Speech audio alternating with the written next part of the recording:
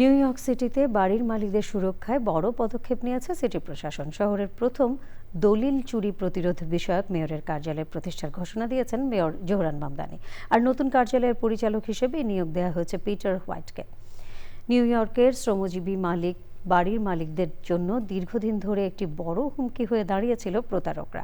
বিশেষ করে যেসব পরিবার প্রজন্মের পর প্রজন্ম ধরে সম্পদ গড়ে তুলেছে, তারা এই জটিল প্রতারণার শিকার হয়ে উচ্ছেদের মুখে পড়ছে। এ বিষয়ে মেয়র জোহরান মামদানি বলেন, এই নতুন দপ্তর শহর জুড়ে দলিল চুরি প্রতিরোধে সমন্বিত পদক্ষেপ গ্রহণ করবে এবং ক্ষতিগ্রস্ত পরিবারগুলোর পাশে দাঁড়াবে। এই উদ্যোগের মাধ্যমে নিউ ইয়র্ক সিটির হাজার হাজার বাড়ির মালিক উপকৃত হবেন বলে মনে করছে সিটি প্রশাসন। Deed theft not only disproportionately robs Black and brown New Yorkers of their homes, it also robs them of the stability that a home provides. According to data, more than 3,500 deed theft complaints were filed in New York City, primarily in Brooklyn and Queens, between 2013 and 2023.